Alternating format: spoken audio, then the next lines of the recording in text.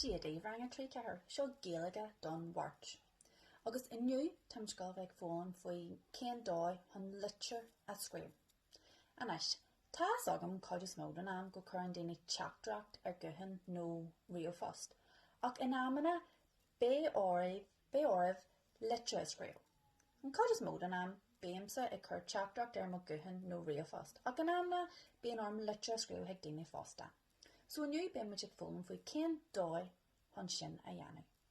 Mar dúirt mé, in amana tá sin níos fearr litr a scríú na teachtracht nó riomhphost a chur, mar hampla nuair tá sibh níos sinne agus bhfuilimh post, in amana bé oribh litr a scríú heag an buanaisteoir, ag tuairt eolais faoi tain don buanaisteoir faoin post agus cén feadh go mé sé tiltte agat. Agus seo cod duine airnta eile a scríbh muid litr heag daoine, seo an cé ceann, nuair táimid rá gur mé agat do daoine. Darna ceann, má táimid ag déanamh conne. An tríocha ceann, má táimid ag gearan faoi rud éigin. Má táimid ag scríbh litr heag cheara nó duine atá a cheáile nach bhfuil na húnaí an seo. In amana tá aithne agin daoine atá na húnaí assassin nó America nó san Astral nó aitin na darfala, agus tá sé just litr a scríú hoci in amana. In amana ar tá tú lehan de sira scríbn tú ceart a fuist heag daoine ag ancient dóibh faoin aithneád a ran tú. Agus in amana scríbn muid litr chun eolais a rint le daoine nó níos mó eolais a ail uathu. So inniu táimid gol arc couple litr agus leir mé faoi na rudaí defriúla a ceithí a bheith in aithin litr. So an céad rud a ceithí muid dhéanamh agus muid ag scríú litr ná an píosa seo suas ag an bar. Agus an rud a dhéanamh muid sa píosa seo ná scríbhn muid bhar ainm hain agus bhar seolú hain, agus seolú sin an áit ina bhfuil tú ar a cónaí. So, má arcam muid suas an seo dearann sé cinnín óir, so tás agam i leo sin go bhfuil cinnín óir ag scríú an litr seo. So cinnín óir, teacinn sa chill, tír I bhfad géin, agus seo a cód fóst. Agus tás agam go bhfuil sin a ainm agus an áit ina bhfuil sí ina cónaí a seolú. So sin an céad rud atá le déanamh in aithin litr a táimid ag scríú. Ainm agus do cheolú. An sin héas faoi sin scríbhn muid cén data scríb tú an litr. So tás agam ag arc ar seo gur scríb cinnín óir an litr seo inné ar an lún. So scríb si a ainm agus a seolú, agus scríb si data scríb si an litr. Sin na céad rudaí atá le déanamh. An sin má tribúnar. Má arcam muid ar seo tá sé an taobh seo don leathanna. De gra agus muid ag scríú tosa muid ag an taobh seo, ach an ceithí an píosa seo bheith an taobh sin. An sin an céad rud eile atá le déanamh ná cén muid ainm an duine atá muid a chur an litr heige nó heici a scríú. So bóga muid ag taobh seo don leathanna agus scríb cinnín óir a Gaeilge bear. So tá an litr seo heag Gaeilge bear. Mána bhfuil an píosa sin ar an litr, agus tagan an litr seo heag an te. Ní bheas ag mommy bear, Gaeilge bear nó baby bear cé leis an litr. So sin a bhagó sé tácht agus scríbhn muid cé táimid ag scríú heige. So scríb cinnín óir a Gaeilge bear. Tá mé ag scríú thugad chun gearan a dhéanamh faoin na ceithrithe atá I do cheomra sí. Níl siad compar da, agus freis ceann nuair a hí mé ar na máilimh. Hit mé agus gortaí mé má chos. Sílim gur chuirdeid amid níos leidre a úsáid an céad ar eile. So inné é scríú a Gaeilge bear, sin an píosa is tábhachta don litr mar sin an áit a churann tú an eolais. Tá an litr seo scríofa ici mar bhfuil a hí gearan I dhéanamh. Agus sin an rud a rin sí sa píosa seo. Bhí sé gearan faoin na ceithrithe agus cén feadh a sigann sí nach bhfuil siad maiid go leor. An sin an rud dearnach a rin sí ná an áit ó a scríú ag deireadh an litr mar ní cearta é. So an áit ó a scríú sí ar dóid aon de jazz, scríb sí mise le más cinnín óir. So mis le más sin dói aonanta deas chun ó a scríú.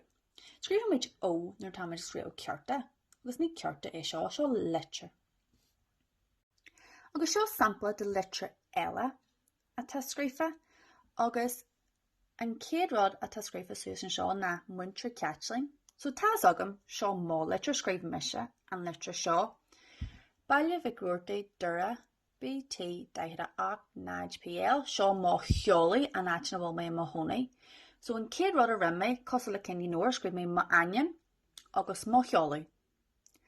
Agus an sin híos faoi scríomh mé an data scríomh mé an letter. So scríomh mé an letter seo an 2 gilas fí den céad fí ja fila fí sa chéan. Scríomh mé seo inné.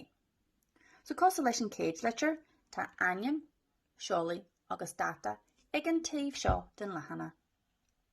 An sin an céad rud eile a scríomh cinní nóir na aine an duine atá si chur an letter heige. So sin an rud a ran sin seo. A iadí na nollaig a cheara. So cé tá scríomh an letter seo heige?